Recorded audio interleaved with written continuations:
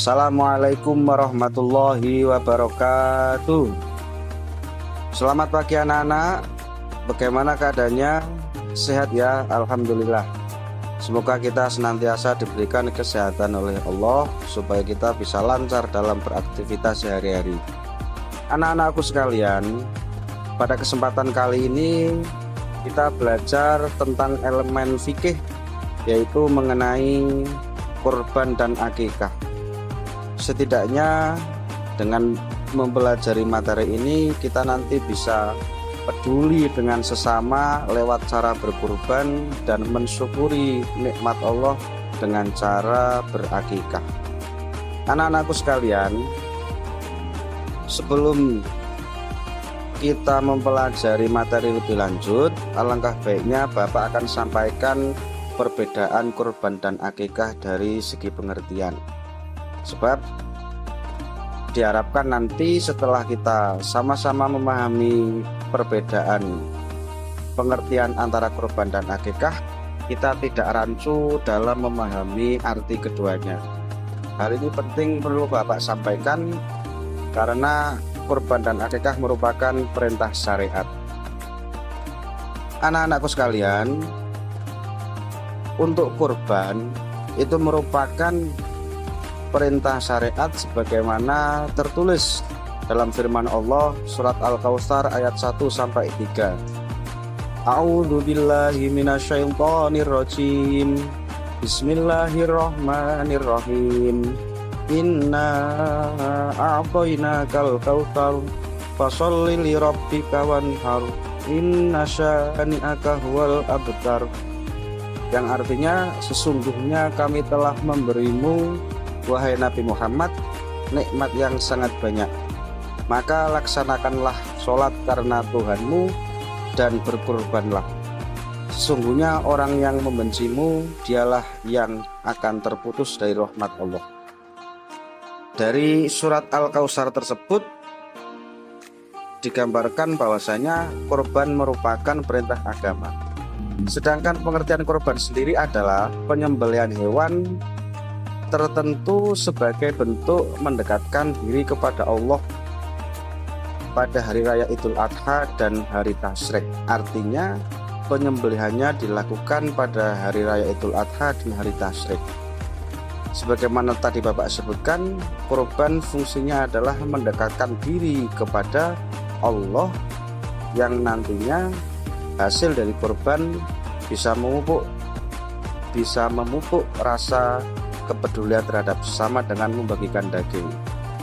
Anak-anakku sekalian, kemudian untuk pengertian akikah sendiri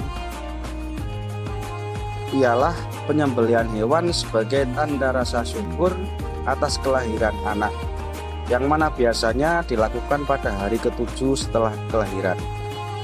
Kemudian perintah akikah sendiri termaktub dalam hadis yang diriwayatkan oleh Abu Dawud yang bunyinya an Samurah bin Jundab anna Rasulullah sallallahu alaihi wasallam qala kullu ghulamin rohinatun bi aqiqatihi tutbahu anhu yauma sabihi wa yuhlaku wa yusammu. Semua anak bayi tergadaikan dengan akikahnya, yang pada hari ke-7 disembelih hewan, diberi nama dan dicukur rambutnya. Artinya apa? Artinya seakan-akan ketika seorang manusia belum melaksanakan akikah, dia itu masih belum ditebus gadaiannya. Seakan-akan dia belum sempurna karena masih menggantung, karena masih tergadaikan dan belum ditebus. Kira-kira paham anak-anak ya perbedaannya ya, pengertian antara akikah dan kurban. Kalau sudah bisa memahami, sekarang Bapak lanjutkan pada pembahasan tentang ketentuan hewan dan waktu penyembelihan daripada kurban dan akikah. Untuk hewan kurban dan akikah itu keduanya hampir mirip. Kalau Akikah bisa menggunakan kambing dan domba, sedangkan kurban menggunakan unta, sapi, kerbau, kambing ataupun domba.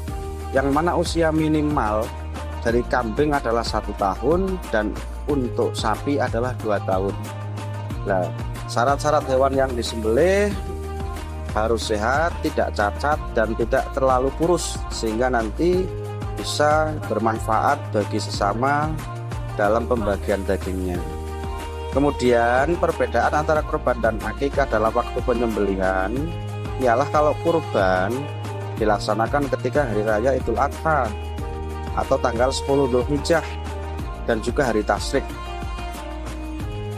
Kemudian untuk akikah dilaksanakan pada hari ke-7 setelah kelahiran anak.